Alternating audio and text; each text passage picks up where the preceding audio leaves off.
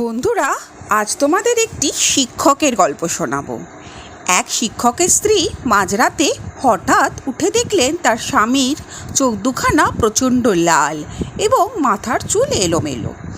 একটি পরীক্ষার খাতা খুলে এক দৃষ্টি সেদিকে তাকিয়ে বসে আছে। স্ত্রী বললে, রাত 10টা থেকে দেখছি এই খাতাটাই নিয়ে বসে আছো, কি ব্যাপার গো? শিক্ষক বললেন, হ্যাঁ, ওকে কত নম্বর দেব বুঝতে পারছি না। স্ত্রী, কেন, কি লিখেছে? শিক্ষক, লিখেছে সম্রাট আকবর বিপদের দিনে জাঙ্গিয়া পরিতেন না। স্ত্রীর চোখ তো কপালে উঠে গেল। এই আবার কি? তিনি স্বামীকে প্রশ্ন করলেন, জাঙ্গিয়া পরতেন না মানে কি? তখন তো জাঙ্গিয়ার কোম্পানিই ছিল না। শিক্ষক, সেটাই তো আমি ভাবছি, কেন যে এটা লিখলো। স্ত্রী চলে গেল।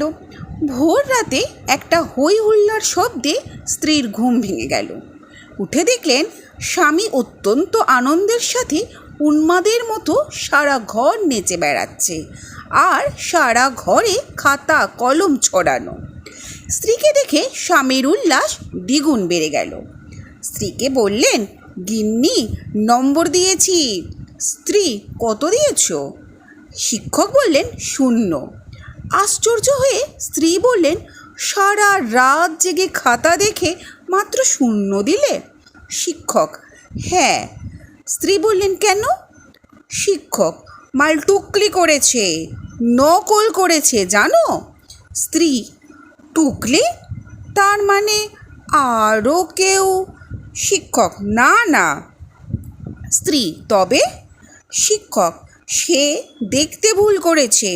যারটা দেখেছে সে লিখেছে সম্রাট আকবর বিপদের দিনে ভাঙিয়া পড়িতেন না, আর সে লিখেছে বিপদের দিনে সম্রাট আকবর জাঙ্গিয়া পড়িতেন না।